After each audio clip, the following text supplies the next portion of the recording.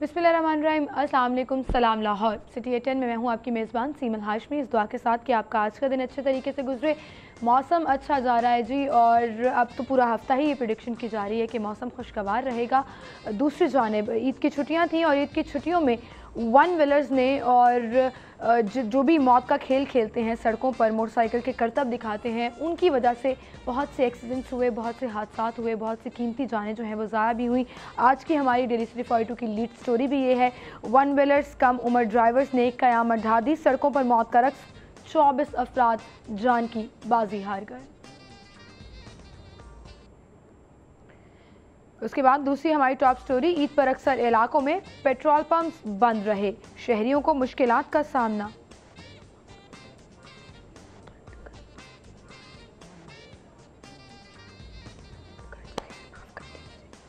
तीसरी top story, पाबंदी के बावजूद ईद पर पतंगबाजी, गले पर डोर फिरने से 5 बच्चे जख्मी।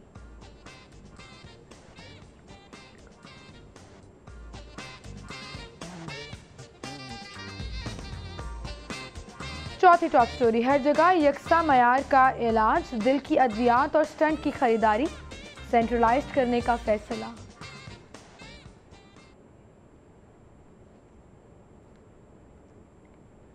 जी, ये थी हमारी टॉप स्टोरीज, इनको हम डिस्कस करेंगे। स्टूडियो में हमारे साथ सिटी 42 के सीनियर रिपोर्टर कैसे खोकर मौजूद हैं। अस्सलाम वालेकुम खोकर साहब, क्या हाल चाल हैं आपके?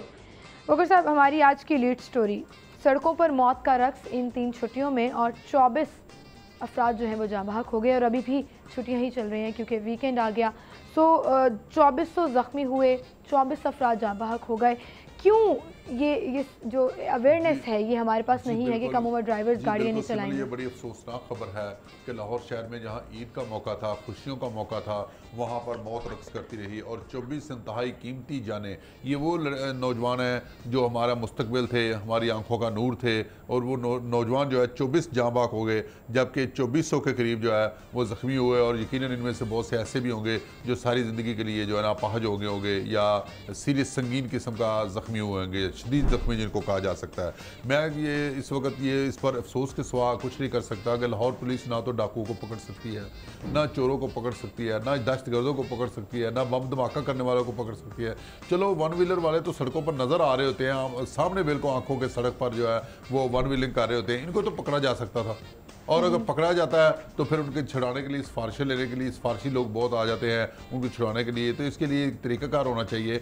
मैं कहता हूँ कि जो हमारा जलो पार्क है वहाँ पर एक ट्रैक बना दिया जाए ताकि ये नौजवान अपना वहाँ जाकर गुस्सा ठंडा कर लें। लेकिन खोकर साहब, मेन शाहराहों पर, हरबंसपुरा के करीब जब आगे सड़क चौड़ी हो जाती है या और अहम शाहराहों पर, ये नौजवान जो हैं वो इस तरह के करतब जब दिखाते हैं, तो ये क्यों ख्याल नहीं करते कि उनके अपने साथ साथ बाकियों की ज़िंदगी भी दाव पर लग रही है? जी बिल्कुल, ये बड़ा अफसोसनाक वाक़या है। इस पर पुलिस को देखें, सिटी 42 की लीड स्टोरी और करतब करते हुए नौजवानों को दिखाया गया कि किस तरह वो देखें, वो मोटरसाइकिल पर मुख्तलिफ करतब दिखा रहे हैं, अपने जिस्म की मुख्तलिफ पोजीशनें ले रहे हैं, कभी खड़े हो जाते हैं मोटरसाइकिल के ऊपर और कभी लेट कर मोटरसाइकिल चलाते हैं। तो इसलिए ये पुलिस की जिम्मेदारी बनती थी कि वो पुलिस एक्शन लेती, क्योंकि ख़ास तौर पर ईद के मौके पर इस तरह के वाक़यात जो है ना ये तेज़ी से हुए हैं। और 24, मैं तो हैरान रह गया हूँ कि 24 इंतहाई कीमती जानें जो हैं वो ज़ाय हो गई हैं, और वो 2400 ज़ख्मी हुए।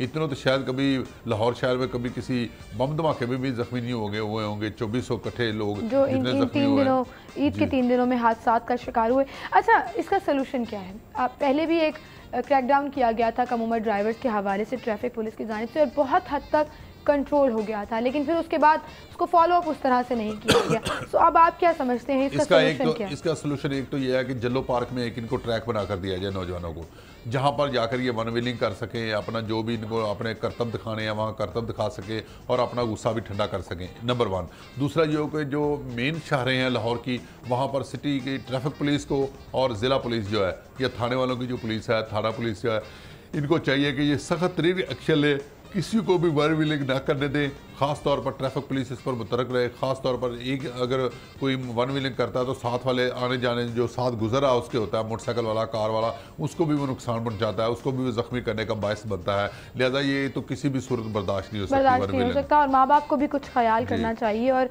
समहाउ और दी अदर अपने बच्चों को कंट्रोल रखना चाहिए। जो किराए की मोटरसाइकिलें मिल जाती हैं, जिन बच्चों को घर से एक्सेस नहीं दी जाती मोटरसाइकिलों से, वो बाहर से अपनी ईदियाँ खर्च करके फिर जब सड़कों पर जाते हैं तो इस तरह के करतब दिखाते हैं जिससे अपने लिए भी नुकसान का बायस बनते हैं और अपने साथ साथ रोड पर और भी जो लोग मौजूद होते हैं उनके लिए भी नुकसान का बायस बनते हैं। नाज़रीन, हम मज़ीद खबरें भी डिस्कस करेंगे, एक छोटी सी ब्रेक लेते हैं, ब्रेक के बाद दोबारा हाजिर होंगे।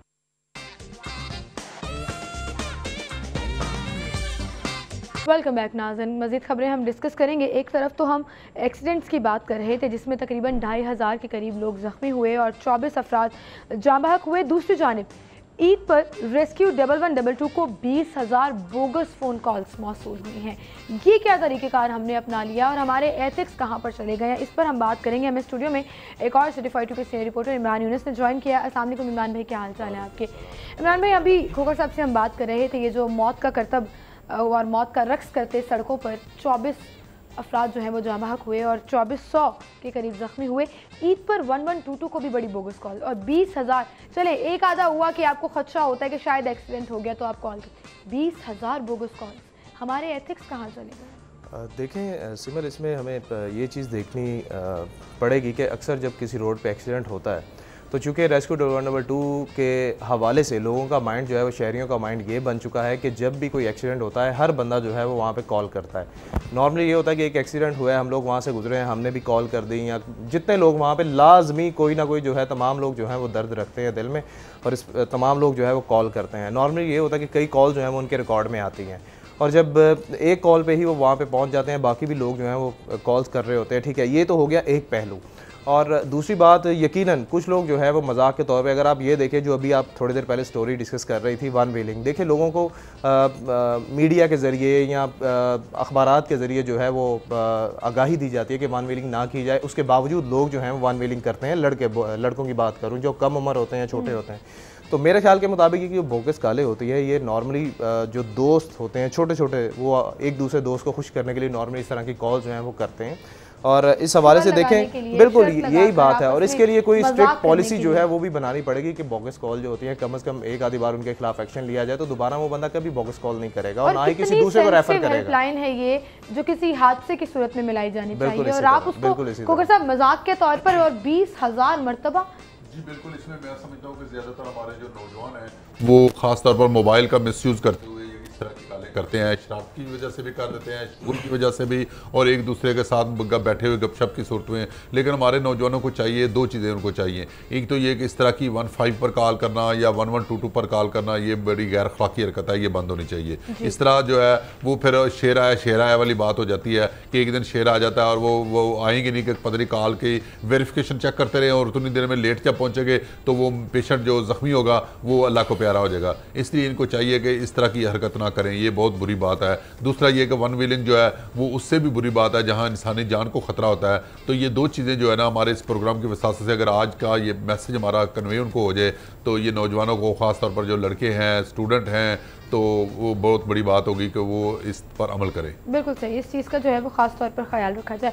दूसरी हमारी टॉप स्टोरी, ईद पर अक्सर इलाकों में पेट्रोल पंप्स बंद रहे और शहरी बेचारे जो हैं उनको मुश्किलात का सामना करना पड़ा क्योंकि ईद की छुट्टियां होती हैं और आपको पता है फैमिली में मिलना मिलाना और ईद मिलने जाना होता है, तो पेट्रोल की बड़ी ज़रूरत है आपको एक जगह से दूसरी जगह जाने के लिए। मोटरसाइकिल है, गाड़ी है, अब पेट्रोल पंप्स बंद हैं, इसकी क्या वजह सामने है? देखें, नॉर्मली जब भी कोई मजहबी त्यौहार हो या कोई भी खुशी का त्यौहार होता है, नॉर्मली ये सूरत हाल जो है वो देखने में सामने आती है। अक्सर न्यू ईयर पे भी ये सूरत हाल जो है वो देखने में सामने आती है कि पेट्रोल पंप पे पेट्रोल जो है वो ख़त्म हो जाता है। अगर स्पेशली हम ईद की बात करें सीमत, तो इस चीज़ को थोड़ा सा देखना पड़ेगा कि ईद जो है वो सिर्फ शहरियों के लिए नहीं होती बल्कि जो पेट्रोल पंप के मुलाजमीन हैं उनके लिए होती है। जो कंटेनर दूसरे सूबों से लाए जाते हैं, लाहौर में लाए जाते हैं, वो अमला जो कंटेनर लेकर आ रहा है, पेट्रोल लेकर आ रहा है, उनको भी ईद की छुट्टियाँ होती हैं। ये बेसिकली तलब और रसद का मामला है, सिर्फ इसमें जो कमी बेशी होती है इसकी वजह से पेट्रोल जो है वो नायाब हो जाता है। देखिए, अब तो रेट नहीं बढ़े या कम नहीं हुए जिसकी वजह से पेट्रोल पंप पे पेट्रोल जो है वो नायाब हो जाए। ये बेसिकली होता ये है कि ईद से 1-2 दिन कबल जो है वो स्टॉक तो इकट्ठा कर लेते हैं, लेकिन चूँकि लाहौरिये जो है वो माशाल्लाह एक जैसे कि वो खाने पीने के भी दिल दादा हैं, इसी तरह घूमने फिरने में भी अल्हम्दुलिल्लाह कोई सानी नहीं है इनका। तो नॉर्मली पेट्रोल की किल्लत जो है वो पेट्रोल जो है वो ज़्यादा इस्तेमाल होता है, और जब एक हद तक पेट्रोल पंप के पास जब जो है वो पेट्रोल होगा और जब वो ख़त्म हो जाएगा तो उसके बाद वो पेट्रोल कहाँ से फराहम करेंगे। यही बात है कि ईद की छुट्टियां होती हैं, की किल्लत नहीं है, 3 दिन का स्टॉक मौजूद है लेकिन पेट्रोल पंप बंद। लेकिन आप देखें ना, ईद की छुट्टियां तो होती हैं लेकिन ये लोग वो हैं जो फैसिलिटेटर हैं, जो छुट्टियों में आपको फैसिलिटेट करते हैं। सो उनको मतलब आगे छुट्टियां मिल जाती हैं या कुछ इस तरह से होता है। पूरे का पूरा पेट्रोल पंप बंद होना, देखिए जो ज़िले इंतज़ामिया बात करती है ना कि हमारे पास 3 दिन का स्टॉक है, 1 हफ्ते का स्टॉक है, वो स्टॉक लाहौर में मौजूद नहीं होता, वो दूसरे शहरों से इन्हें मंगवाना पड़ता है। अच्छा। जब एक पेट्रोल पंप पे पेट्रोल ख़त्म हो गया तो यकीनन बाकी जो स्टॉक है वो आने में कुछ घंटों का जो है वो टाइम तो लगता है। नॉर्मली कुछ जो पेट्रोल पंप हैं वो तो मंगवा लेते हैं अपना स्टॉक ना, लेकिन कुछ जो हैं पेट्रोल पंप वो नहीं इस चीज़ को खातर ख्वाह लाते। वो कहते हैं जी बस ठीक है, जितना पेट्रोल था हमने फराम कर दिया, अब कल देखी जाएगी या परसों देखी जाएगी या जब छुट्टियां खत्म होगी तब फराम किया जाएगा। तो इस सूरत हाल में जो है वो शहरियों को काफ़ी मुश्किलात का सामना रहता है। इस चीज़ को भी कंट्रोल करना चाहिए, एक मुनासिब प्लानिंग होनी चाहिए पेट्रोल पंप इंतज़ामिया के पास कि भाई ईद आ रही है, त्यौहार आ रहा है, कितना पेट्रोल जो है वो नॉर्मली आम दिनों से ज़्यादा पेट्रोल जो है वो यहाँ पर लगना शुरू होगा। बिल्कुल। तो सब आपको सामना करना पड़ा पेट्रोल की किल्लत का या आपको आराम से मिल गया? जी बिल्कुल आराम से मिल गया, लेकिन कुछ इलाकों में ये था, सारे लाहौर में नहीं था पेट्रोल की किल्लत, लेकिन किल्लत यकीनन थी, लेकिन कुछ बिल्कुल उन इलाकों में थी, लेकिन खास तौर पर कुछ इलाकों में जानबूझकर भी पैदा की गई थी कुछ पेट्रोल पंपों ने, सिर्फ इसलिए कि इस मौके पर जो है ना वो ब्लैक में बेचा जा सके। तो इसलिए ये इस तरह की चोर बाजारी जो है हमारे मुआशरे का हिस्सा बन चुकी है। तो ये नोटिस भी देखे गए कि अगर आप 1000 रुपए तक या उससे ऊपर डलवाएंगे तो पेट्रोल मिलेगा, वरना नहीं बिल्कुल मिलेगा। इस तरह की जो है ना वो पेट्रोल पंप जो है ना ब्लैकमेलिंग जो है ना ईद के मौके पर या बसंत का मौका हो या कोई और मजहबी त्यौहार हो तो मौके पर करते रहते हैं इस तरह के जो है ना, और ये नहीं होना चाहिए। इस पर सिटी डिस्ट्रिक्ट गवर्नमेंट को चाहिए कि वो एक्शन ले, लाहौर की सूबाई हुकूमत जो है ना वो एक्शन ले, खास तौर पर ऐसे जो पेट्रोल पंप ऐसे ज़ख़ीरांदोज़ी में मुलवस है, ख्वाह वो ज़ख़ीरांदोज़ी किसी भी फॉर्म में हो, ख्वाह वो सब्जियों की ज़ख़ीरांदोज़ी हो, आटे घी किसी चीज़ की, चीनी की ज़ख़ीरांदोज़ी हो, उसके खिलाफ खुसूसी क्रैकडाउन जो है ना होना चाहिए। बिल्कुल सही। अच्छा, ईद पर लाहौरियों ने जहाँ घूमने फिरने में कोई सानी नहीं उनका, वहाँ खाना खाने में भी आपने बताया, तो ख्वाबों के लिए फूड स्ट्रीट्स होटल्स पर उमड़ आए और इस कदर रश था हर जगह पर, मतलब भरपूर तरीके से उन्होंने ईद को एंजॉय किया। सिमल आपको तो ये खबर डिस्कस नहीं करना चाहिए थी, आपको पता है कि सुबह सुबह का वक्त है और यकीन कैसर खोकर साहब जो है वो भी खाने के बड़े दिलदादा हैं, और इस वक्त मेरा दिल भी कर रहा है जो मैंने अभी स्टोरी देखी है, जैसे आपने एलेबोरेट की है और जो तस्वीरें हमारे पेपर में इस टाइम मौजूद हैं वो मैंने देखी हैं। तो यकीन लाहौरी जो है अल्हम्दुलिल्लाह हमेशा से जो है वो खाने पीने के मामले में जो है वो बड़े मुश्ताक नज़र आते हैं, और हमेशा अच्छी जगह जो है लाहौर में नॉर्मली आप किसी अच्छी जगह से खाना खा लें या किसी रेडी से भी खा लें, उसका जायका अपना होगा।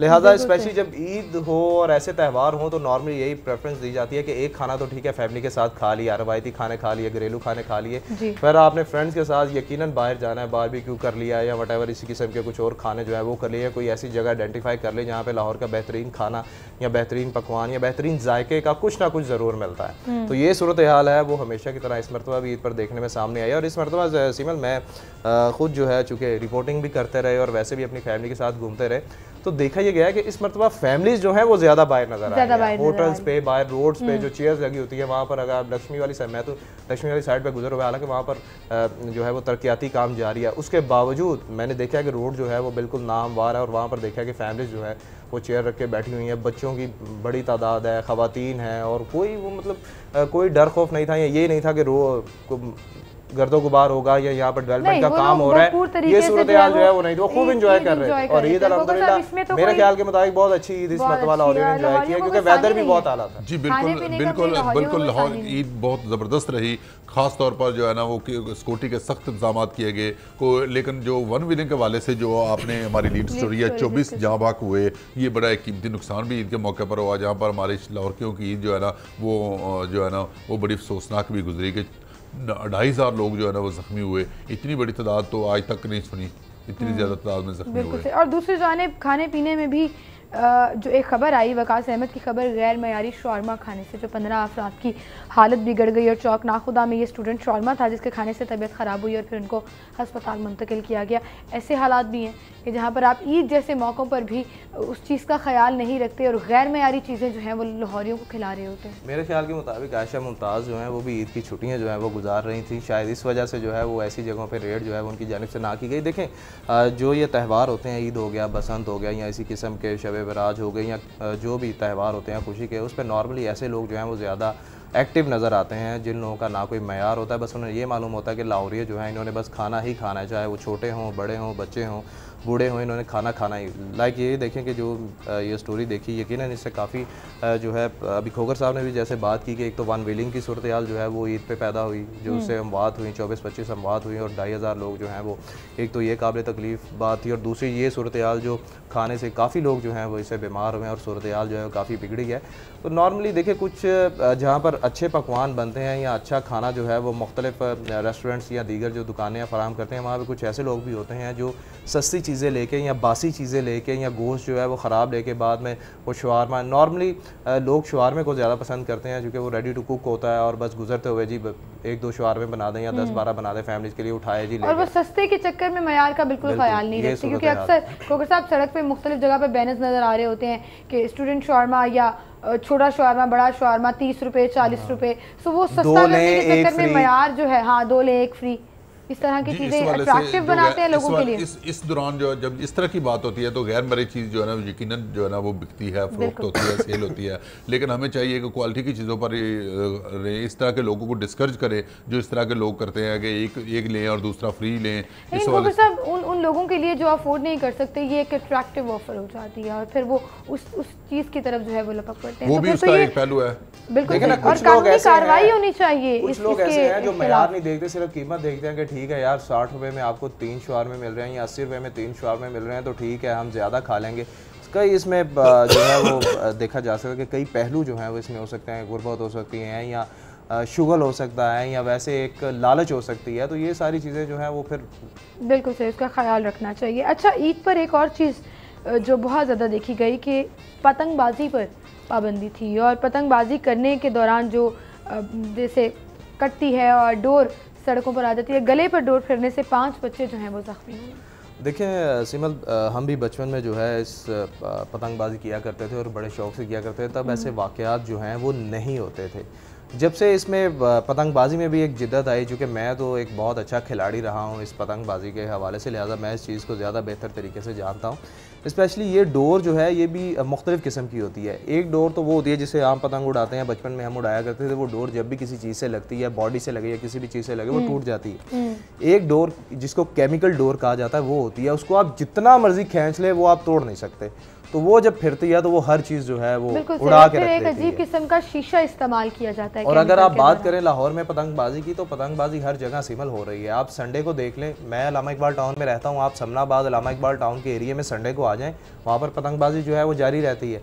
वज़ीर आला के नोटिस में जब ये चीज़ आ जाती है तो वो मुकामी जो SHO है उसको मुअत्तल कर देते हैं, या जब वज़ीर आला के वाज़ेह अहकामात आते हैं तब जो ऐसे गोडाउन्स पे, ऐसे गोदामों पे रेड शुरू कर दी जाती है जहाँ पे डोरें पड़ी होती हैं, पतंगें बन रही होती हैं या पतंगों का स्टॉक जो है वो मौजूद होता है। तो इसके लिए भी एक वाज़ेह पॉलिसी जो है वो बनाना होगी। आपको बस एक आधी बार कार्रवाई करके आपने ख़त्म कर दिया, ये तो कोई हल नहीं है ना। बिल्कुल सही, बिल्कुल सही। खोखर साहब, आप क्या कहेंगे? वज़ीर आला पंजाब ने तो कहा कि पतंगबाजी पर पाबंदी की खिलाफ वर्जी करने वालों से किसी सूरत रियायत नहीं। जी बिल्कुल, इस हवाले से कुछ अर्सा पहले जो है पतंगबाजी के हवाले से गवर्नमेंट ने सख्त कार्रवाई की थी और SHO को मुअत्तल करने का सिलसिला शुरू किया था, जिसके बाद काफ़ी हद तक पतंगबाजी जो है वो कंट्रोल भी हो गई थी। लेकिन अब दोबारा जो है ना, ईद का एक त्यौहार होता है, इस पर किस किस को आप रोकेंगे, किस किस को आप पकड़ेंगे, किस किस छत पर पुलिस वाले जाएंगे, कहाँ कहाँ किस किस के पीछे भागेंगे। लिहाजा ये पुलिस के पास ना इतनी मैन पावर है, ना इतनी पुलिस के पास सिस्टम है कोई, ना इस तरह का उनके पास इक्विपमेंट है कि वो हर बंदे को जाकर पकड़ सके। लिहाजा ये सिर्फ इस वाले से शहरियों को आगाही मुहिम के ज़रिए रोका जा सकता है कि अगर उन्होंने पतंगबाजी करनी है तो मीनार पाकिस्तान जाकर ग्राउंड में कर लें, लेकिन वो जो मेटलिक वायर होती है उसको इस्तेमाल करते हैं, जो दाती तार होती है जिसको कहते हैं, और वो फिर जाती है और बहुत सारी शहरा कटने का भी ख़तरा होता है। और ये 5 आपने जैसा कि बच्चे जो ज़ख्मी भी हुए हैं, आपने हमारे सिटी 42 पर आज के फ्रंट पेज पर आपको ये नज़र आ गई, खबर नज़र आ रही होगी। तो इस हवाले से ये बड़ी अफसोसनाक बात है कोई अच्छा, इन्होंने पहले भी सजेशन दी इमरान भाई खोखर साहब ने कि वन वेलर्स के लिए एक ट्रैक बना देना चाहिए, जैसे जलो पार्क है, ये हमारे पास ऐसी बहुत सी जगह हैं। पतंगबाजी के लिए भी इन्होंने मशवरा दिया कि कोई ऐसी जगह बना दीजिए जहाँ पर। आप इससे अग्री करते हैं? देखिए, मैं यकीनन इस चीज़ से करता हूँ। अगर आप सिर्फ वन व्हीलिंग की बात करें तो कल ही जो है मैं अपने बड़े भाई से ये चीज़ डिस्कस कर रहा था। जब हम ये खबर देख रहे थे तो मेरी वालदा जो है वो भी काफ़ी परेशान हो रही थी, चूँकि ये देखें जब ये अमवात होती हैं वन व्हीलिंग से सिर्फ एक घर नहीं उजड़ता, बेशुमार घर जो है वो उजड़ते हैं। और इसके साथ साथ जो लोग दर्द रखते हैं उन्हें भी तकलीफ़ होती है। लाइक मैं ख़बर देख रहा था, मुझे भी तकलीफ़ हुई। नॉर्मली जो तरक्की याफ्ता ममालिक हैं वहाँ पर बाकायदा ये खेल है, ट्रैक मखसूस होते हैं, स्टेडियम मखसूस होते हैं, वहाँ पर लोग जो हैं वो अपने करतब, लेकिन उनके लिए हिफाजती इक़दाम उन ग्राउंड्स में, उन ट्रैक्स पे और उन स्टेडियम में भी होते हैं। यहाँ तो कोई सूरत हाल नहीं है ना। दूसरी अगर बात रही पतंगबाजी की, तो यकीनन आप सऊदीया में रिसेंटली, नॉर्मली मैं सऊदीया का अगर नाम ना लूँ, बेशुमार ऐसे ममालिक हैं जहाँ पर पतंगबाजी अभी भी होती है, और वो कहाँ पर होती है? वो होती है साहिल समुंदर पर। हमारे पास भी लाहौर में ऐसी कई जगह हैं जहाँ पर पतंगबाजी हो सकती है। आप रावी किनारे चले जाएं, आप छांगा मांगा चले जाएं, जल्लो में तो चले, जल्लो के करीब तो फिर आबादी है या बॉर्डर एरिया जो है वहाँ पर ऐसी चीज़ें मखसूस कर दी जाए।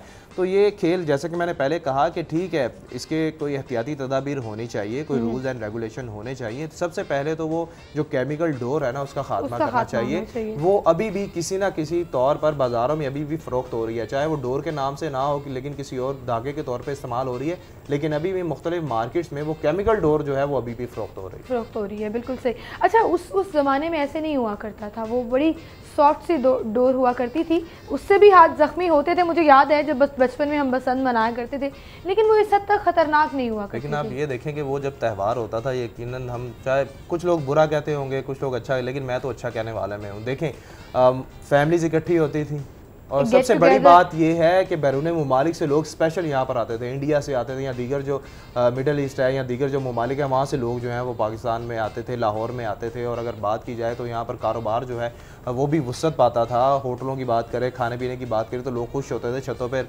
आसमानों पर रंग होते थे, छतों पर रंग होते थे।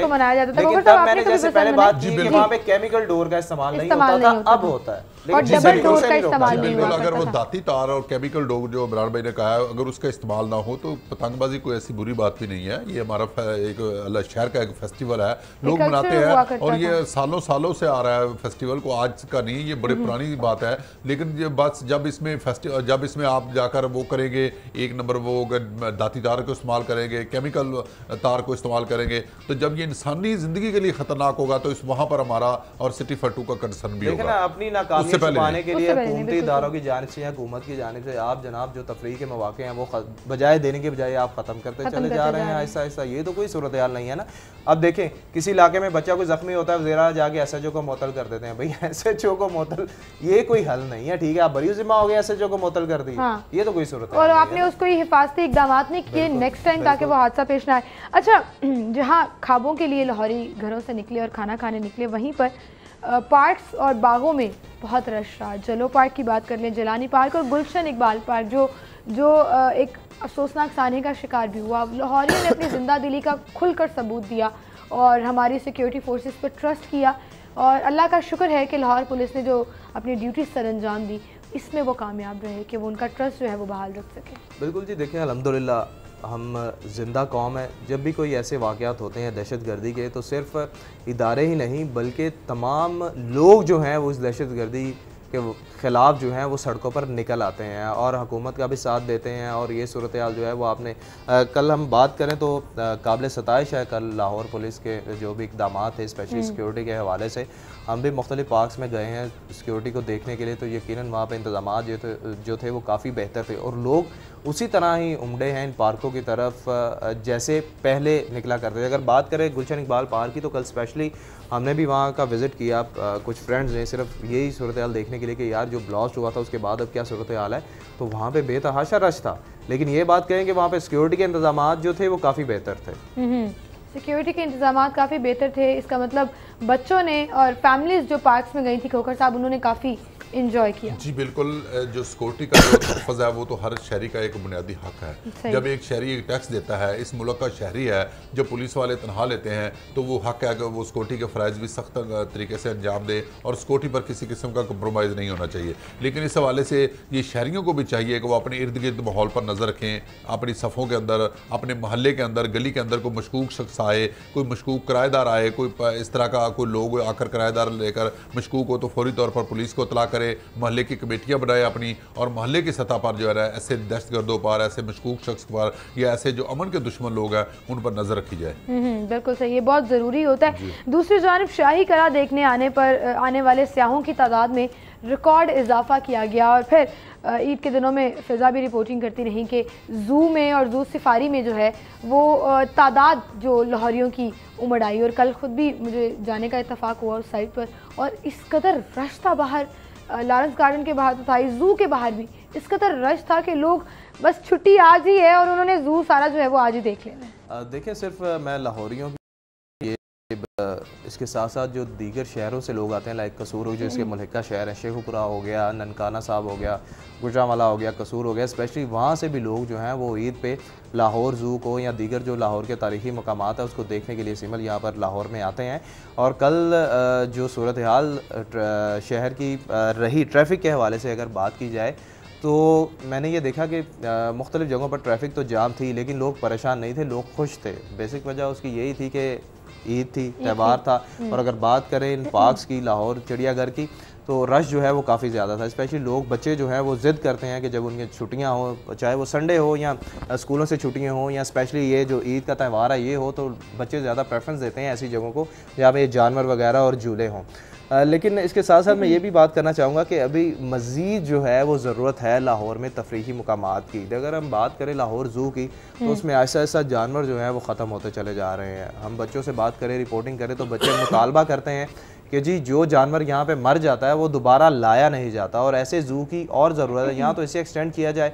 और पिछले दिनों हमारे चैनल पे ये खबर चली थी कि यहाँ पर बेशतर जो जानवर हैं लाहौर ज़ू के, वहाँ पर जो आबो हवा की जो सूरत है उसकी वजह से बेशतर जानवर टीबी में मुब्तला है। का शिकार है। यही वजह है कि आए रोज़ वहाँ कोई ना कोई जानवर जो है वो मर रहा होता है। ये सूरत हाल सामने नहीं लाई जाती और ना ही इसका कोई हल जो है वो लिया जाता है, क्योंकि हमारे पास जो है वो तफरीह के मौके बहुत कम हैं, बहुत कम चीज़ें हैं जहाँ पर जाकर लोग एंजॉय कर सकते हैं। लेकिन जितने हैं उनसे भी हम खुश हैं कि शुक्र है अल्लाह का कि ये अब तो एक और इजाफा हो गया जी। खोकर साहब, बोटेनिकल गार्डन जो जलो पार्क में है वो काफ़ी शहरियों की तवज्जो का मरकज़ बना रहा, क्या क्योंकि वहाँ पर बड़ी रंग बिरंगी तितलियाँ मौजूद थी और बच्चे उनको देखकर ख़ास तौर पर काफ़ी। जी बिल्कुल, ये असल में हमारी जो सिटी डिस्ट्रिक्ट गवर्नमेंट है या PH वो जो वाइल्ड लाइफ डिपार्टमेंट है या जंगलात का महकमा, इनको चाहिए कि जलो पार्क जो है उसको साबका दौर जब चीफ सेक्रेटरी जवेद महमूद थे तो उन्होंने इसको बाकायदा तौर पर एक बड़ा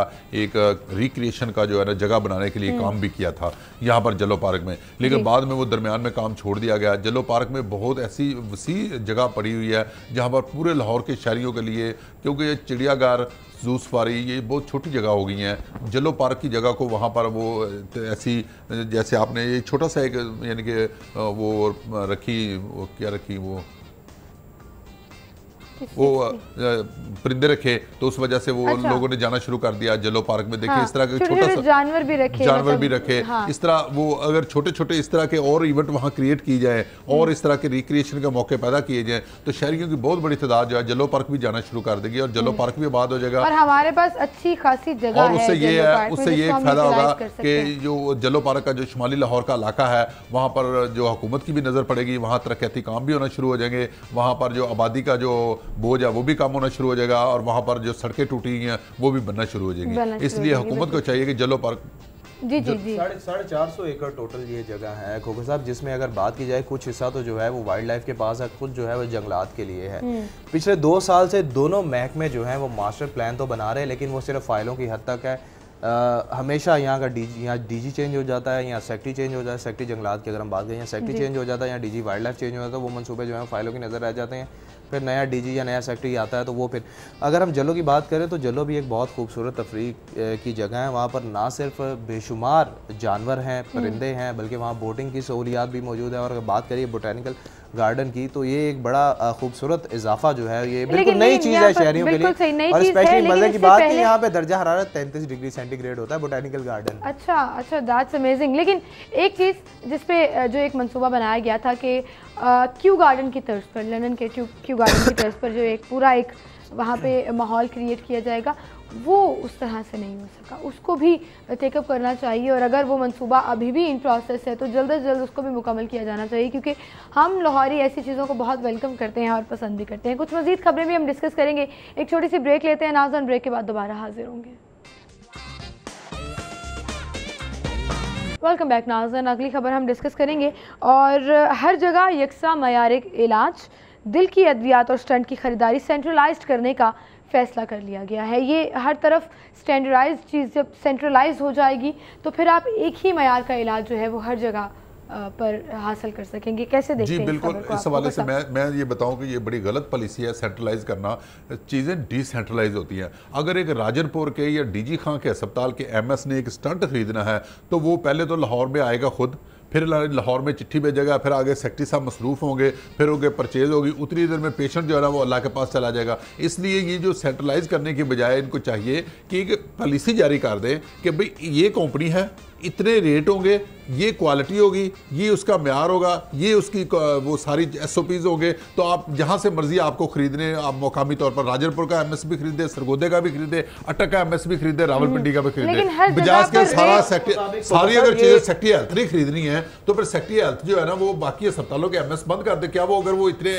आपको एतबार नहीं है उन अस्पतालों के MS पर, तो फिर उनको MS लगाया क्यों है, उनको EDO हेल्थ लगाया क्यों अगर आप उन पर आपको एतबार नहीं है? कि ये इसका ये मतलब है कि सारी जो करप्शन है वो एक हाथ में सेंट्रलाइज होकर लाहौर में आ जाएगी महकमा हेल्थ के पास, और महकमा हेल्थ ज्यादा कमीशन का जो रेट है वो बढ़ जाएगा। सिर्फ इसमें पहले अगर MS ने 10% कमीशन लेकर चीज खरीदनी होती है तो दरमियान में EDO हेल्थ आएगा, DG हेल्थ आएगा, सेक्रेटरी हेल्थ आएगा, तो इससे कमीशन का रेट बढ़ जाएगा और तो कुछ नहीं है। ये चीजें जो है ना सेंट्रलाइज डिसेंट्रलाइज हो जानी चाहिए, इख्तियारात की निचली सतह पर तकसीम होने चाहिए, बजाय इसके सारा कुछ एक डॉक्टर जो है वो इसलिए छुट्टी लेनी है एक्सपेक्शन लेने के लिए तो वो अटक से, राजरपुर से, सखर से, बखर से और वो सरगोदे से लाहौर चल पड़ता है, और यहाँ पर आगे पता चलता है सेक्रेटरी साहब 2 दिन मिले नहीं है और वो किसी होटल या किसी दोस्त के पास ठहरा रहता है 2 दिन के लिए। ये इख्तियारात जो है ना डिसेंट्रलाइज होने चाहिए। साहब मेरे ख्याल के मुताबिक ये जो देखें, अगर जो दिल की अद्वियात हैं या जो स्टंट वगैरह की खरीदारी के मामले की अगर हम बात करें, PIC में रेट सरकारी तौर पे रेट और है, प्राइवेट हॉस्पिटल में रेट और है। मेरे ख्याल से ये सेंट्रलाइज यही करने जा रहे हैं कि मुख्तलिफ कंपनियां जो हैं उनको पाबंद कर दिया जाएगा कि इस कंपनी से आपने खरीदना है, ये रेट होगा, वही रेट लाहौर के लिए होगा, वही कोट अद्दू के लिए होगा, वही कसूर के लिए होगा, वही रावलपिंडी फैसलाबाद, जहां मेरे ख्याल से यही चीज करने जा रहे हैं। मेरे ख्याल के मुताबिक ये चीज बेहतर होगी। आप क्योंकि पहले कि दिल की अद्वियात जो है अपना रेट खुद तय करता बिल्कुल था। बिल्कुल अब अगर सेंट्रलाइज तौर पर रेट तय होगा तो उससे कम से कम कीमतें जो है वो आपका मरीज मरने के करीब है, और रेट तय होना कोई बात नहीं है बुरी, वो आगे सब कुछ SOPs भी तय हो जानी चाहिए, लेकिन लोकल लेवल पर उनको खरीदारी का हक मिलना चाहिए कि लोकल लेवल पर जो MS है उस अस्पताल का, पिंडी का, बखर का, सखर का, बखर का या राजनपुर का, DG खां का, वो मौके पर खरीद कर फौरी तौर पर मरीज को लगा सके, बजाय इसके कि कॉरस्पॉन्डेंस शुरू हो जाए कि लाहौर से जाकर जांच लेनी है, लाहौर से खरीदना है, फिर लाहौर से पहुंचनी है चीज़, वो रस्ते में जाते जाते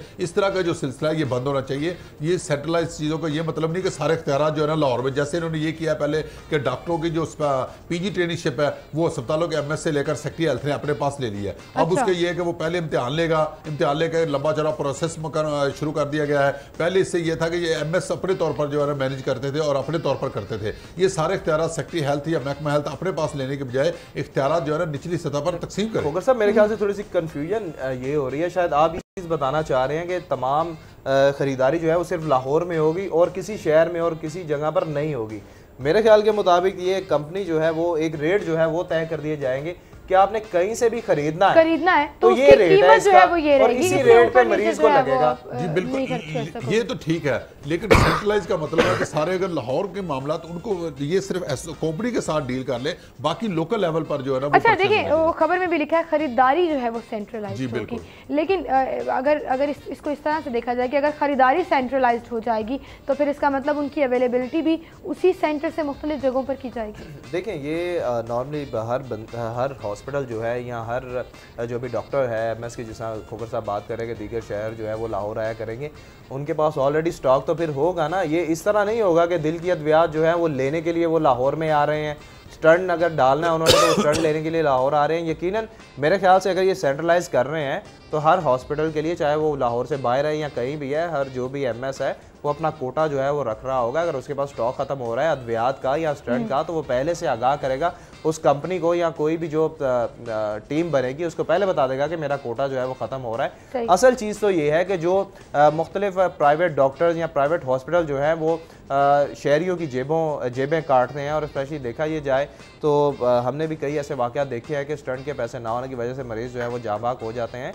तो स्पेशली अगर गवर्नमेंट करने ये जा रही है कि नर्ख जो है वो एक करने जा रही है, कीमतें मखसूस करने जा रही है, एक ही कीमत होगी, वही सरकारी हॉस्पिटल में होगी, वही प्राइवेट में होगी, तो ये एक बहुत अच्छी चीज़ है। और अगर जिस तरह खोकर साहब के भी तहफ़्फ़ुज़ात जो हैं वो भी काबिल गौर है, जिस तरह खोकर साहब बात कर रहे हैं का जो निचले लेवल तक मुंतकली है वो ज़रूर होनी, लेकिन इस चीज़ को फिर समझने की ज़रूरत है ना। इसको मज़ीद जो है वो देखना ये पड़ेगा कि सेंट्रलाइज करेंगे क्या क्या, आया कि पाबंद कर दिया जाएगा दीगर शहरों को भी कि वो लाहौर आकर ही उस टीम से या उस हॉस्पिटल से या गवर्नमेंट से स्टंट लेंगे या दिल की अद्वियात लेंगे, या डायरेक्ट उन्हें वैसे ही पहुंचा करेगी, सिर्फ रेट जो है वो सरकारी तय कर दिए जाएंगे। बिल्कुल सही।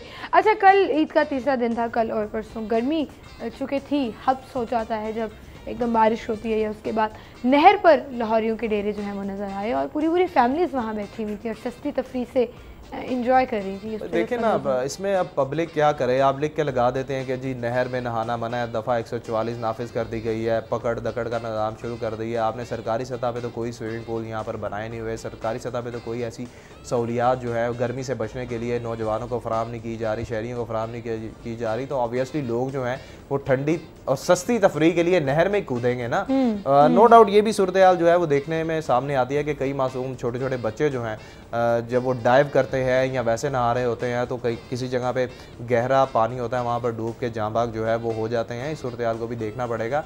अच्छा, गवर्नमेंट जो है वो ये करती है कि जी बच्चा मरा तो उसके बाद जो है यहाँ पर पाबंदी लगा दी जाए, लेकिन लोग जो है वो फिर भी बाज नहीं आते। लोग आखिर करे क्या।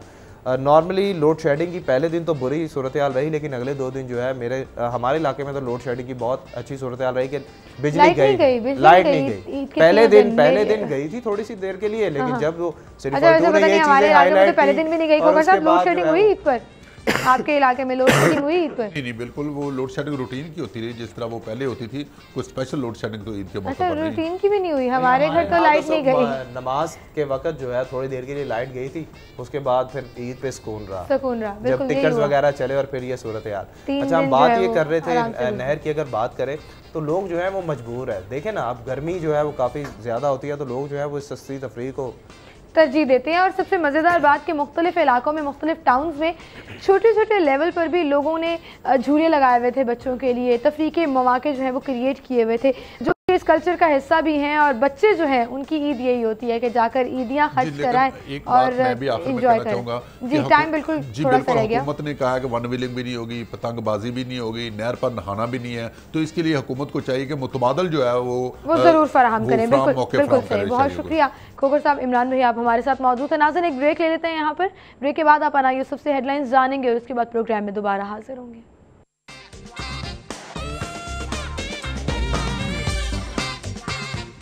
वेलकम बैक नाज़रीन, सेगमेंट्स की तरफ चलेंगे और सबसे पहले ओपन मार्केट का रुख करेंगे और देखेंगे कि ईद के 3 दिनों के बाद आज अगर सब्ज़ी मंडी खुली है और उसके बाद जो है वो मुख्तलिफ ओपन मार्केट में सब्जियों और फलों की सप्लाई की गई है, तो कीमतें क्या मुकर्रर की गई हैं और फिर सरकारी नरखनामे के मुताबिक जो है वो सप्लाई फ़राहम की गई दुकानदारों को, और क्या दुकानदार उसी कीमत पर आगे फ़रोख्त कर रहे हैं या नहीं। शहजाद खान अब्दाली हमारे साथ हैं। शहजाद, बताइएगा क्या सूरत हाल देख रहे हैं आप ओपन मार्केट की?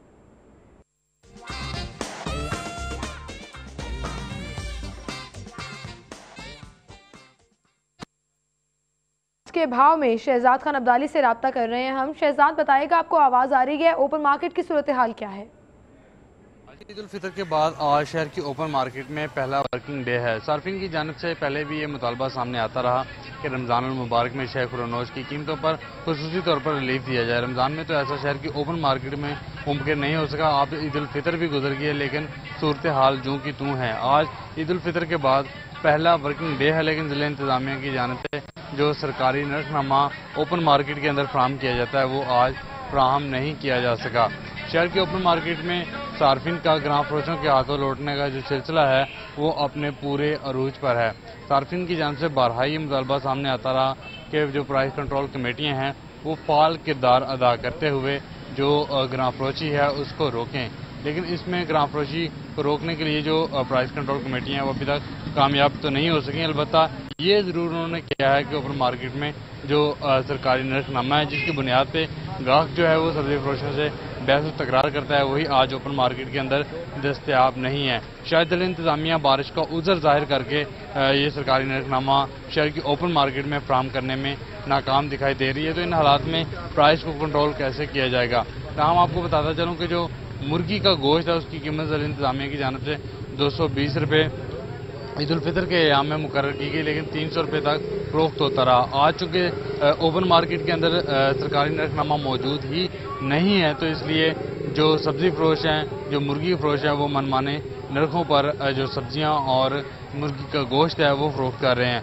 260 से 270 रुपये तक जो मुर्गी का गोश्त है वो फ्राहम किया जा रहा है। अलबत्ता जो टमाटर है उसकी सरकारी तौर पर कीमत में तो फ़र्क आया है, लेकिन ओपन मार्केट के अंदर फिर भी ग्रां फरोशी का सिलसिला नहीं रुक सका। चूँकि सरकारी नरखनामा ही नहीं है तो इसलिए जो ओपन मार्केट के सब्जी फरोश हैं वो टमाटर को जो है वो 100 रुपये तक फरोख्त कर रहे हैं। इसके अलावा दीगर सब्जियां जो हैं वो भी 20 से 30 रुपये कदरे महंगी फरोख्त की जा रही हैं। ओपन मार्केट के सार्फिन का ये कहना है कि जब सरकारी नरखनामा ही शहर के ओपन मार्केट के अंदर दस्तयाब नहीं होगा तो किस तरह से मुमकिन है कि उनको रिलीफ मिल सके। ओपन मार्केट में जो ज़िला इंतजामिया है वो रिलीफ के दावे करने के बजाय अमली तौर पर इकदाम करे ताकि एक आम जो सारिफ है, जो आम एक शहरी है उसको रिलीफ मिल सके। जी बहुत शुक्रिया शहजाद खान अब्दाली आपका। नाज़रीन, ज़ेनिथ शॉप पर अगर आप जा रहे हैं तो वहाँ से बीफ आपको मिलेगा 490 रुपये किलो में और मटन है 840 रुपये में। उसके बाद बीफ कीमा आपको मिलेगा 520 रुपये में और मटन कीमा है 960 में।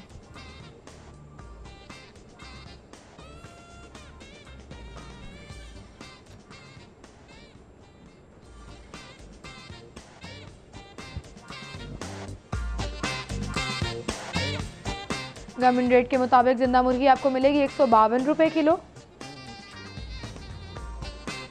और उसका बना हुआ गोश्त 220 रुपये में।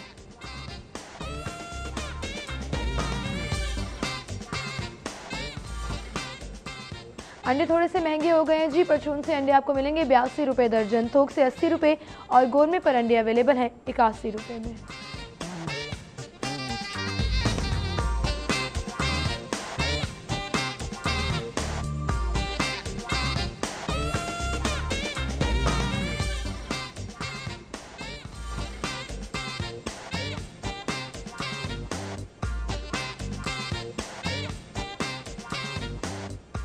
और अब शहर की सेल्स और प्रमोशंस की बात करेंगे बचत बाजार में।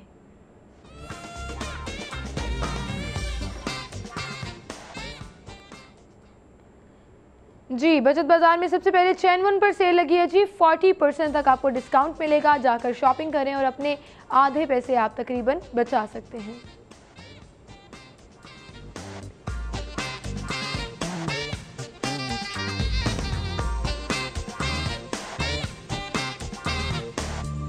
निशात लिनन पर सेल लगी है। 25% तक ऑफ मिलेगा।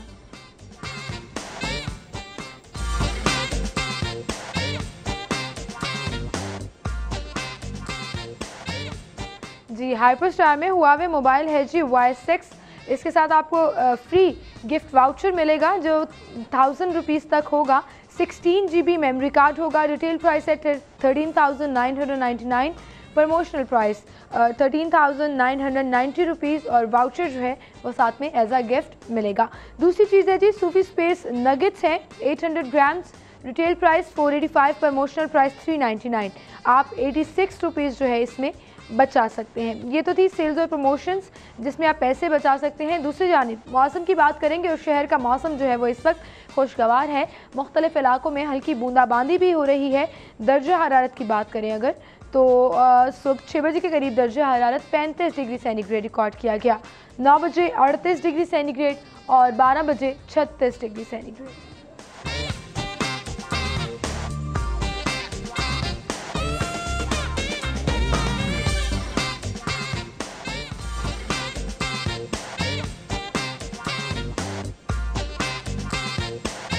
3 बजे के करीब दर्जा हरारत 38 डिग्री सेंटीग्रेड, 6 बजे 36 और 9 बजे 33 डिग्री सेंटीग्रेड।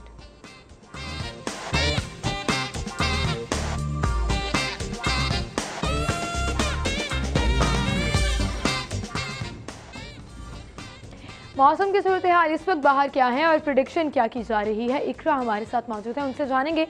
इकरा बताएगा इस वक्त शहर लाहौर का मौसम क्या है और महकमा मौसमियात की जानिब से क्या पेशगोई की जा रही है। बागी जिना माल रोड पे मौजूद हूँ और मौसम जो है वो सुबह से ही बहुत ज़्यादा खुशगवार है। कल बहुत गर्मी और हब्स था जिसकी वजह से शहरियों के चेहरे जो हैं वो बहुत ज़्यादा मुरझा गए थे, लेकिन आज सुबह से ही मौसम जो है वो काफ़ी खुशगवार था। अभी भी यहाँ पे बारिश हो रही है, मैं खुद इस वक्त बारिश में खड़ी हुई हूँ और बड़ा अच्छा लग रहा है और गर्मी की शिद्दत जो है वो काफ़ी कम हो गई है, जिसकी वजह से सारे लाहौरी और शहरी जो है वो घरों से बाहर आ गए हैं और बहुत ज़्यादा इस मौसम से इंजॉय कर रहे हैं। लाहौरी जो है वो वैसे ही बहुत ज़्यादा ज़िंदा दिल होते हैं और इस मौसम में तो मज़ीद उनके चेहरे जो हैं वो खिल उठे हैं, बहुत ज़्यादा खुशी उनके चेहरों पे दिखाई दे रही है और वो मुख्तलिफ पार्ट्स की तरफ जो है वो अपना रुख करते हैं ताकि ज़्यादा से ज़्यादा मौसम जो है वो उसको इंजॉय कर सकें। यहाँ पे हमारे साथ कुछ फैमिलीज़ मौजूद हैं, उनसे बात करते हैं और देखते हैं कि वो किस तरह से इस मौसम को जो है इस मौसम से लुत्फ़अंदोज़ हो रहा है। जी आप इधर आई हुई हैं, आपको कैसा फील हो रहा है? बारिश हो रही है और बड़ा अच्छा एक माहौल है, क्या महसूस कर रही हैं आप? यहाँ गार्डन में आके हमें बहुत अच्छा लग रहा है।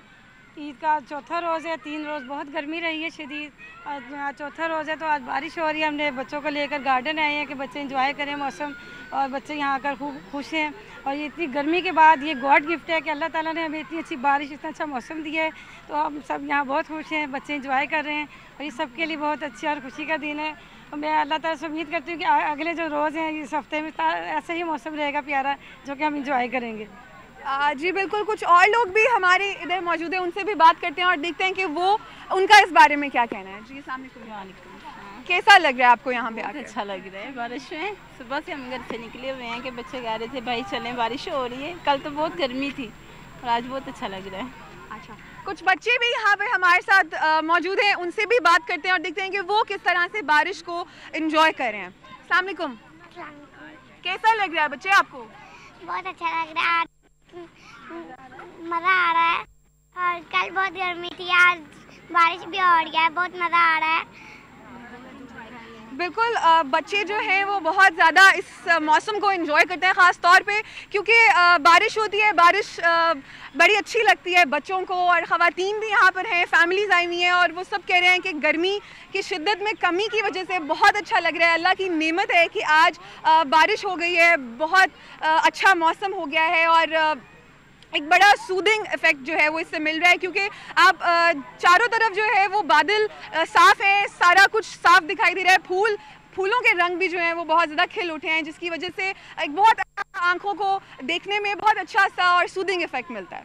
जी आप इस सूदिंग इफेक्ट को एंजॉय करें इकरा, और लग रहा था कि आप बारिश में खड़े होकर जब हमसे बात कर रही थी तो बहुत एंजॉय कर रही थी।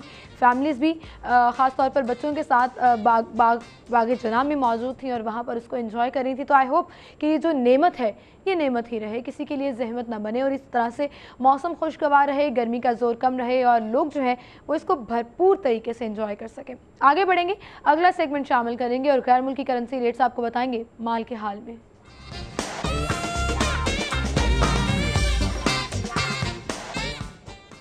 माल के हाल में सबसे पहले हमारे पास अमेरिकन डॉलर है, कीमत खरीदा 105.3, कीमत फ़रोख्त है 105.55।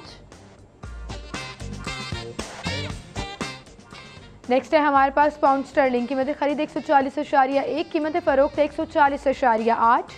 यूरो की कीमत खरीद है 116.1, कीमत फ़रोख्त है 116.6।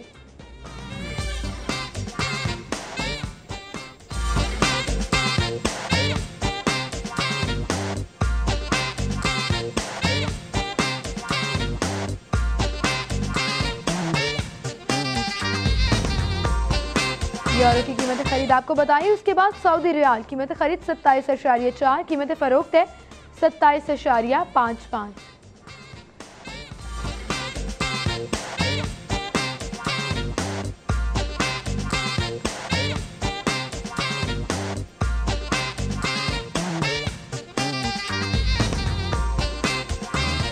यूएई दिरहम, कीमत खरीद 28.2, कीमत फ़रोख्त है 28.35।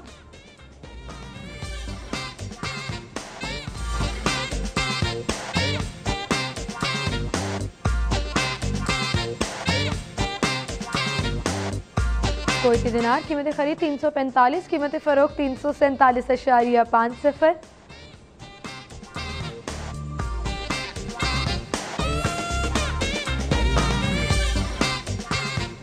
ऑस्ट्रेलियन डॉलर कीमत खरीद 78.20, कीमत फ़रोख्त 78.65।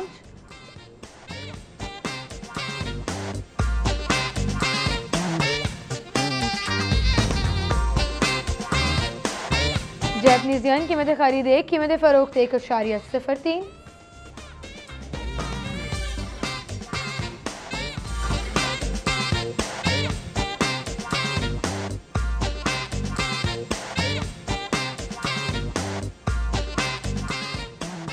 स्विस फ्रैंक कीमत खरीद 106.55, कीमत फ़रोख्त 107.45।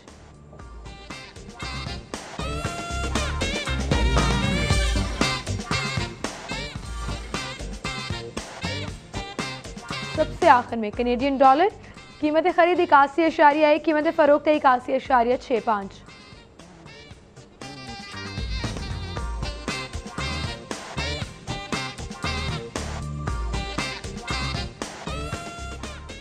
और अब मुख्तलिफ मूवी टाइमिंग्स आपको बताएंगे फाइंडिंग डॉरी में, टुडेज डायरी में।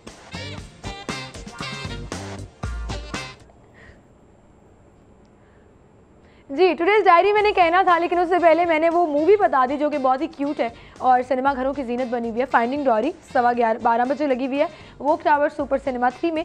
ज़रूर जाएं, अब बच्चों को साथ ज़रूर लेकर जाएगा, आप आई एम श्योर खूब इंजॉय करेंगे।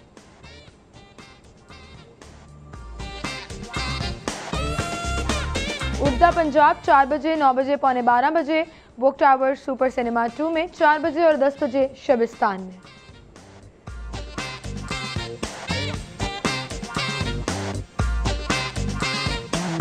सुल्तान लगी हुई है जी 11 बजे, 2:30 बजे और 6 बजे वोक टावर सुपर सिनेमा 1 में। द लेजेंड ऑफ टार्जन 8:15 बजे और 10:30 बजे वोक टावर सुपर सिनेमा 3 में।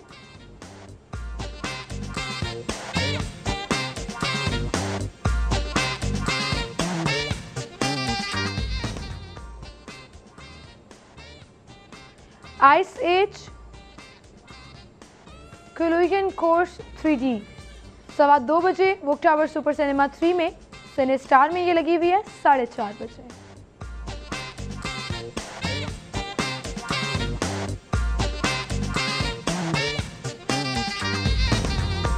और आज हम यहाँ एक ब्रेक लेंगे, हमारे साथ रहिएगा।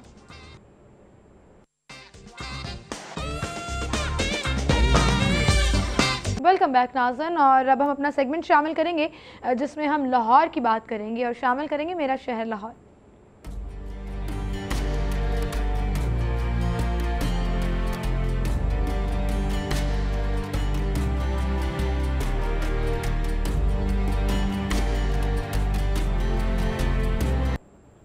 मेरा शहर लाहौर में आज का हमारा टॉपिक है शामनगर लाहौर। शामनगर में एक शख्स हैं, एक शहरी हैं, लाहौरी हैं, मोहम्मद इम्तियाज़ खुरम, जिन्होंने हज़रत मोहम्मद सल्लल्लाहु अलैहि वसल्लम से मोहब्बत के इजहार के लिए मक्का और मदीना के तबरुकात इकट्ठे किए हैं। उनकी तफसीलात क्या हैं, इस पर हम बात करेंगे। हमारे साथ स्टूडियो में मौजूद हैं रज़ा खरल साहब। अस्सलाम वालेकुम रज़ा भाई, क्या हाल चाल है आपके? मैं ठीक हूँ, बिल्कुल। रज़ा भाई, सैकड़ों तबरुकात जमा किए हैं इस मोहम्मद इम्तियाज़ खुरम नामी लाहौरी ने। सो ये इसकी डिटेल्स क्या हैं? सबसे पहले जी बिल्कुल, ये अगर आप शाम नगर हैं तो जहाँ थाना सांदा है वहाँ पे उसके करीब ही एक घर है जिसमें ये रहते हैं, और इन्होंने एक पूरा कमरा मुख्तस किया हुआ है इस काम के लिए, इन तबरुकात के लिए, जो मुख्तलिफ़ अशकाल में हैं। जैसे आप सल्लल्लाहु अलैहि वसल्लम के से मुतालिक और मंसूब हैं मोए मुबारक, यानी बाल मुबारक, वो भी इनके पास हैं, और यहीं से इनका शौक़ शुरू भी हुआ था कि किसी ने इन्हें गिफ्ट किया था ये मोए मुबारक। अच्छा। और फिर यहीं से इन्होंने ये शौक़ पाल लिया और फिर इकट्ठे करते चले गए, और अब ये हालत है कम से कम 300 तबरुकात हैं इनके पास जो मुख्तलिफ़ किस्म के हैं, जैसे ग़िलाफ़ काबा के टुकड़े हों, या वो कालीन जो काबा के अंदर बिछाया हुआ है, या इसके अलावा जो मस्जिद नबवी में इस्तेमाल होने वाला पेंट हो। अच्छा। या यानी इस तरह की इनकी एसोसिएशन जो है, जन्नतुल बकी की कुछ अशिया इन्होंने रखी हुई हैं, कुछ वहाँ से लाए हैं और कुछ जो है वो दोस्त अहबाब ने इन्हें गिफ्ट किए हैं, और इस तरीके से ये इनके पास ये एक अच्छा खासा ज़ख़ीरा है। और फिर ये इन्होंने पूरी केसिंग की हुई है, जिस तरह से आप म्यूज़ियम में रखते हैं छोटे छोटे डब्बियों में बंद करके, और फिर वो डब्बियों में उसके ऊपर टाइटल भी लिखा हुआ है कि इनके अंदर क्या है और ये कहाँ से लाए हैं, ये भी साथ साथ लिखा हुआ है। ये काफ़ी दिलचस्प है, पूरी हिस्ट्री साथ हाँ, पूरा सोर्स इन्होंने बताने की कोशिश की है। और इनका शौक़, कहते हैं कि इन्हें ये मुए मुबारक ख्वाब आया था और ख्वाब में मिले थे, और उसी तरीके से हकीकत में भी मिल गए जिस तरीके से ख्वाब में मिले थे।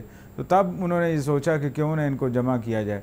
अब वो कहते हैं कि जैसे जैसे लोग सुनते हैं मेरे बारे में कि मेरे पास हैं, तो वो मेरे पास छोड़ जाते हैं या मुझे तबरुकन और गिफ्ट दे के चले जाते हैं, और इस तरह से ये गिफ्ट जो हैं बढ़ते चले जाते हैं। और जब मेरे पास इजाफी हो जाते हैं या इस तरह से कोई और लोग मांगते हैं तो मैं फिर उन्हें दे देता हूँ, और यूँ ये एक ताउन का सिलसिला जारी है, और ये सिलसिला जो अब तक कायम है। और ये भी बड़ा नायाब शौक है जी बिल्कुल। आप ये देखें, कॉइन्स इकट्ठे करते हैं लोग और माचिस इकट्ठी करते हैं, स्टैम्प्स भी इकट्ठी करते हैं, किसी को स्नैप्स इकट्ठी करते हैं, और कुछ लोग जो हैं इस तरह के इस शौक़ में। अब इस शौक़ के दोहरा फ़ायदा ये है कि पहला ये है कि एक शौक़ है, एक मशगला है जो बजाते खुद एक अहमियत का हामिल होता है जो भी आप पालते हैं। और दूसरा जो शौक़ इनका है वो ये है कि इंतहाई मजहबी और अक़ीदत का इजहार भी है, आपकी ज़ात बाबरकत के साथ मोहब्बत भी, हाँ बिल्कुल। और वो यानी एक सतह दोनों काम हो रहे हैं कि एक तरफ उनका शौक़ है, मशगला है, और दूसरी तरफ उनकी अक़ीदत है आप सल्लल्लाहु अलैहि वसल्लम की ज़ात बाबरकत से। और इस तरीके से ये सिलसिला चलता चला जा रहा है, और कई लोग जो हैं इससे इंस्पायर भी हुए हैं। ये मोहम्मद इम्तियाज़ खुर्रम से, वो कहते हैं कि 2001 में उन्होंने सबसे पहले ये एक कलेक्शन शुरू की थी, और तब से लेकर अब तक जो है हर इतवार को लोग वहाँ आते हैं, महफिल भी होती है, गेट टुगेदर भी होती है। अच्छा, मतलब लोगों के लिए ये ओपन छोड़ देते हैं जी बिल्कुल ओपन, हाँ बिल्कुल, तो वो आ सकता है। सुबह 7 बजे से लेकर 10 बजे तक इतवार को ये ओपन होता है। जो लोग आएँ, देखें, इंजॉय करें, महजूज हों और अपनी अकीदत का इजहार करें, और साथ साथ ये बिल्कुल सही। और वो एक अच्छा तरीका हुआ ना कि साथ में वो हिस्ट्री भी बता देते हैं कि कहाँ से इकट्ठा किया, कहाँ से ये चीज़ जो है वो आई। जी बिल्कुल। कुछ धागे भी नजर आ रहे थे हमें, जी बिल्कुल, ये ऐसा पत्थर भी थे शायद, वो भी उन्होंने वो बिल्कुल शीशे की वो जो बॉटल्स टाइप है उसके अंदर रखे हुए हैं। अब ये कि मसलन कईयों की तो टाइमलाइन उनके पास है, मसलन मुए मुबारक कहाँ से उनके पास आया ये उन्हें पता, और उनके पास कहाँ से आया ये भी उन्हें पता, पूरा एक बैक ट्रैक जो है वो हाँ बिल्कुल उन्होंने रखा हुआ है, रिवर्स एंगल उसका। लेकिन ये कि कहीं कहीं जो है उन्हें इतना मालूम नहीं, लेकिन ये उसके बावजूद ये उनकी अकीदत है कि उन्हें बहुत सारी चीज़ें रखी हुई हैं और प्रिजर्व की हुई हैं, और उनके साथ हमारी सबकी एसोसिएशन है, और मजहबी अकीदत भी है, मोहब्बत भी है, और इश्क भी है। तो ये उनके इश्क का इजहार का तरीका है, हमारे इश्क के इजहार का तरीका ज़रा मुख्तलिफ होता है, यही फ़र्क है, यही फ़र्क रह जाता है। बिल्कुल सही। अच्छा, इस तरह और भी बहुत से शौक़ हैं लोगों को जो वो करते हैं कुछ हिस्टोरिकल चीज़ों के हवाले से, मतलब कुछ ना कुछ कंट्रीब्यूशन जो है वो तारीखी लिहाज से लोग देना चाहते हैं, लोगों का शौक़ होता है। बिल्कुल। ये आप ये देखें कि इसी शहर में बेशुमार ऐसे एंटीक कलेक्टर्स हैं जिनके पास 400 साल 500 साल पुरानी अशिया पड़ी हैं, आर्टिफैक्ट्स पड़े हुए हैं, और उन्होंने बड़े उन्हें देखकर एंजॉय कर सकते हैं। आप उनकी हिस्ट्री पढ़ के उस दौर का आइडिया लगा सकते हैं कि उस दौर में क्या क्या चीज़ें थी। अब ये कि कलोनियल पीरियड के जैसे शुरू होता है, तो उस वक्त के एक मेरा दोस्त, उसके पास म्यूज़िक ऑर्गन्स हैं। अच्छा। वो इंस्ट्रूमेंट्स उसने रखे हुए हैं, और पूरा म्यूज़ियम वो बनाने जा रहा है म्यूज़िक के ऊपर, और उसमें जो है हारमोनियम भी है, उसमें उस ज़माने का, मतलब पुराने ज़माने का। जी बिल्कुल, उसमें सैतार भी है, सितार भी है, सरोद भी है, और ये इस तरह की बहुत सी अशिया उन्होंने रखी हुई है, और ये उनका शौक़ है और वो उस शौक़ को पाल रहे हैं। इसी तरीके से कुछ लोग हैं कि उनके पास रेडियो रखे हुए हैं उन्होंने, मतलब एक साहब को मैं जानता हूँ, उसके पास रेडियो, इतना बड़े रेडियो से लेकर इतना छोटा सा रेडियो, पुराने ज़माने का रेडियो जो है वो सारे ट्यूबों वाले रेडियो, इस तरह के रेडियो रखे हुए हैं। पूरा आज का टेलीविज़न भी उससे छोटा पड़ता है, इतना बड़ा वो रखे हुए हैं।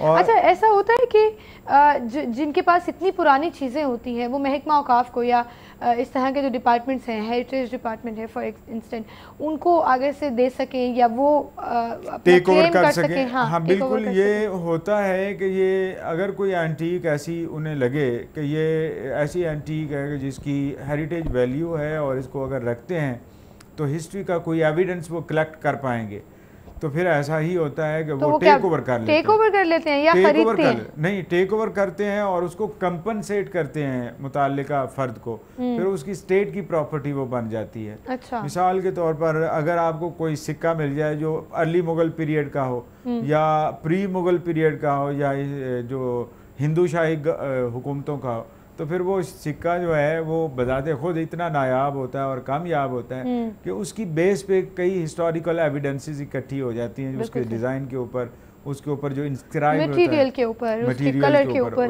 उसकी एज को डिटरमिन किया जा सकता है। फिर उसकी एज से ही उस दौर की जो हकीकत है वो कुछ आश्कार हो जाती है। तो इसलिए वो फिर स्टेट की मलकियत बन जाती हैं।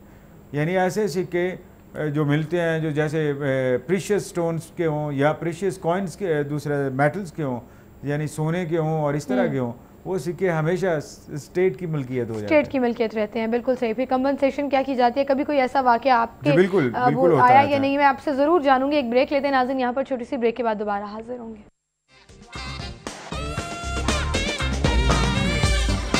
वेलकम बैक नाज़रीन, गुफ्तगू का सिलसिला हम आगे बढ़ाएंगे। रज़ा भाई, मैं आपसे बात कर रही थी कि कुछ लोगों को ऐसी चीज़ें मिल जाती हैं जो कभी कभी हेरिटेज डिपार्टमेंट या महकमा औकाफ या स्टेट जो है वो टेक ओवर कर लेता है, जैसा कि आपने बताया। तो क्या लोग फिर उसको छुपाने की कोशिश भी करते हैं कभी? जी बिल्कुल, ये बेशबहा दफ़ा हुआ है कि जो सोने के मटके मिले हैं लोगों को, कॉइन्स के सिक्के मिले हैं मुख्तलिफ एक्सकेवेशंस के दौरान, या खुद ही घर की खुदाई की जा रही है और उसमें से ऐसी दौलत निकल आई है जो पुराने ज़माने की सिक्के हैं। फिर ये कि एक एक करके अगर निकल आए तो फिर तो बड़ी बात है, वरना ये लोग आम तौर पर छुपा लेते हैं और फिर उस वक्त तक छुपाए रखते हैं जब तक मुमकिन होता है और जब तक कि महकमों को पता नहीं चल जाता। लेकिन जैसे ही बाहर आते हैं तो कहीं ना कहीं उनका पता चल जाता है, तो फिर वो जो महकमे हैं, ख़ास तौर पर आर्कियोलॉजी डिपार्टमेंट, उसको परसू करता है कि कहीं उनमें ऐसे सिक्के तो नहीं हैं जो किसी अहद से ताल्लुक़ रखते हों और उनको स्टडी करके पता किया जा सके कि उस अहद की क्या मईशत थी या उस अहद के आसार किस तरह के थे या उस अहद की निशानियाँ क्या थी। तो ये बाज़ दफ़ा हिस्ट्री सिक्कों से चलती है और फिर आप एक्चुअल पीरियड तक पहुँच जाते हैं, तो इस लिहाज से ये बड़े अहम होते हैं। सोने के घड़े कभी किसी को मिले हैं? मतलब बेशुमार दफ़ा इस तरह के मामलात आए हैं जो लाहौर में भी, लाहौर के मज़ाफ़ात में भी, और ख़ास तौर पर जहाँ पे कदीम माउंट्स होते हैं यानी टिब्बे जिनको आप कहते हैं, भीड़ होते हैं जहाँ पे, वहाँ पे ऐसे आसार मिलना जो है ये एक यूजुअल सी बात है। अमूमन हम कहानियाँ सुनते हैं, पता करते हैं, या फिर एक्सपीरियंस होता है कि लोग हल चला रहे थे और हल चलाते चलाते दरमियान में से वो घड़ा निकला और उसमें से अच्छी खासे जो है वो मेटल्स निकल आई, और उनमें से ऐसे भी थे कि जो बड़े रेयर सिक्के थे। और कई सिक्कों की सोर्स जो है वो यहाँ पे एक लड़का है शकील म्यो, हमने सिटी 42 में एक रिपोर्ट भी चलाई थी जिसके पास बड़े रेयर किस्म के कॉइन्स मौजूद हैं, सिक्के बहुत थे। तो उसके पास देखें कितनी कलेक्शन है, बाकायदा एक केसिंग के अंदर जो है वो उनको, और उसने कसूर म्यूजियम को डोनेट किए हैं, पूरी एक गैलरी डोनेट की है सिक्कों की, और वो उसको शौक है इस तरह के कॉइन्स कलेक्ट करते रहने का। इंटरेस्टिंग। और मेरे ख्याल से ये शौक बड़ा मज़ेदार भी हो जाता है जब आप उसको परसू करते हो, आप उसके लिए मेहनत भी करते हो, लोगों से राब्ते भी करते हो। ये जो शौक है इसकी आप ये देखें ना कि एक नसीर भाई जिनकी कुछ दिन पहले डेथ हुई, वो खबरनाक या किसी और प्रोग्राम जो किसी और टेलीविजन चैनल का उसमें थे, तो अब उनकी एक्सपर्टीज क्या थी, गाना बताएं वो आपको, मूवी गाना बताएं, वो फिल्म बताएंगे, एक्टर बताएंगे, हीरोइन बताएंगे, डायरेक्टर बता देंगे। तो ये इसी तरह जिनके पास सिक्के हैं, एक खुशाब में एक शख्स था उस समय मिला था, अब उसके पास फॉसिल्स थे, यानी ये जो पत्थर के अंदर बने हुए अशिया, यानी पुराने ज़माने के जानवरों के नमूने और वो यानी 4 लाख साल 3 लाख साल पुरानी चीज़ें हैं उसके पास, और उसने रखी हैं पूरे दरख्त रखे। आम आदमी के पास इतने सोर्सेज कहाँ से आते हैं?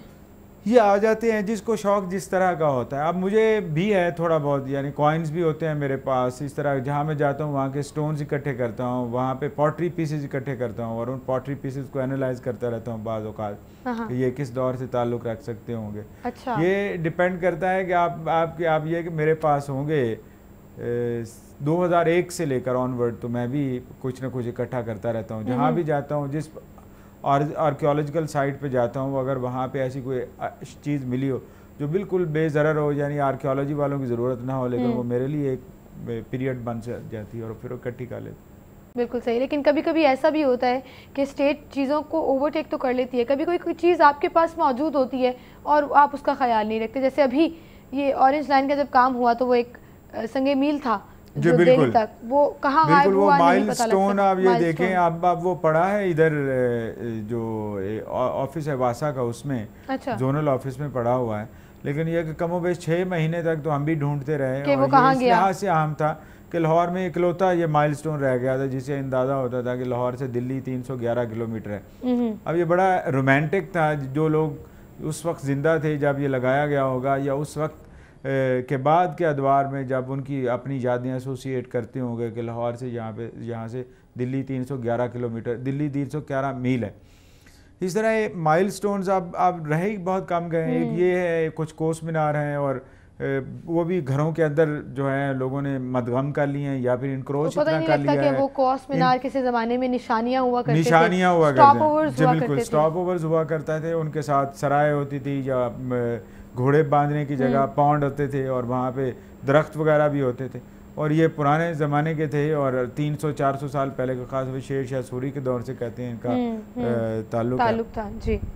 ऐसी बेशुमार अशिया हैं जिनको हम महज गैर अहम समझ के हम निगलेक्ट कर देते हैं, इग्नोर कर देते हैं, लेकिन वो एविडेंस होती हैं, वो किसी न किसी इलाके, किसी न किसी शख्सियत, किसी न किसी दौर से ताल्लुक़ रखती हैं और उस दौर की मईशत, मुआशरत, सियासत, सकाफत किसी न किसी को आया कर रही है। बिल्कुल सही, किसी न किसी ईयर को रिप्रेजेंट कर रही होती हैं और आपको पता लगता है कि उस दौर में क्या चीज़ें किस तरह से हुआ करती थी। इसको हमें थोड़ा सा मिसाल के तो अभी आपसे बात निकली कि रिसाला बाजार हमने पता है एक रिपोर्ट भी बनाई थी कि वो एक प्लेक लगी हुई है 1823 की। सही बिल्कुल सही। नारकली के अंदर वो तख्ती इतनी आम मेरे नज़दीक ये है कि ये उस वक्त से ताल्लुक़ रखती जब ये कंटोनमेंट था, जब ये कैंट हुआ करता था। ठीक। इस तरह की बहुत सी चीज़ें मौजूद हैं जहाँ पर मुख्तलिफ डिपार्टमेंट्स को जो है वो तवज्जो देना होगी। बहुत शुक्रिया। हम लोगों को भी, हमें भी ख्याल रखना होगा। बिल्कुल सही, बहुत शुक्रिया रज़ा भाई, आप हमारे साथ मौजूद थे और हमेशा ही हिस्ट्री पर आप बड़ी अच्छी इन्फॉर्मेशन और एक मजमुआ जो है वो हम अपने नाज़रीन के साथ शेयर भी करते हैं। और इसी के साथ टाइम भी ख़त्म हो गया तो आपसे इजाज़त लेंगे। अपना वीकेंड एंजॉय कीजिएगा और मौसम भी अच्छा है, खूब हल्ला गुल्ला कीजिएगा, लेकिन इस चीज़ का ख्याल ज़रूर रखिएगा कि जो आज हमारी डेली सिटी 42 की लीड स्टोरी थी कि 2400 लोग ज़ख्मी हुए ट्रैफिक हादसात में और 24 अफराद जो हैं वो जान की बाजी हार गए। खुदारा मैं रिक्वेस्ट करूँगी और नौजवानों से कि अपनी एनर्जी को पॉजिटिव तरीके से इस्तेमाल करें। ये शुगल करके, वन विलिंग करके, करतब दिखाकर वक्ती तौर पर शायद आपको कोई खुशी मिलती हो या कोई फ़ख्र होता हो, लेकिन इन अ लॉन्गर रन वो कहीं आपको हेल्प नहीं करता। उल्टा खुदा ना खास्ता अगर हादसा पेश आ जाए तो आपको भी नुकसान पहुँचता है, जिससे आपके घर वालों को नुकसान पहुँचता है और फिर सड़क पर मौजूद वो लोग जो आपके साथ साथ जा रहे होते हैं उनके लिए भी आप ख़तरे का बायस बनते हैं। ज़रूर इस चीज़ को सोचिएगा। माँ बाप से भी रिक्वेस्ट करूँगी कि अपने बच्चों का ख्याल रखें और हर तरह से हर मुमकिन कोशिश करें, प्यार से समझाएं, डांट कर समझाएं, सख्ती करें और उनकी एक्टिविटीज़ पर गौर ज़रूर रखें, उनकी कंपनी के ऊपर गौर रखें ताकि पता लगे कि बच्चे कहाँ जा रहे हैं, किसके साथ मिल रहे हैं, किस तरह से हैंग आउट कर रहे हैं, किस तरह से शुगर लगा रहे हैं, ताकि इन तमाम चीज़ों को कंट्रोल किया जा सके। इसी नोट पर आपसे इजाज़त लूँगी। इंशाल्लाह अब आपसे मंडे को मुलाकात होगी। अपना बहुत सा ख्याल रखिएगा। अल्लाह हाफ़िज़।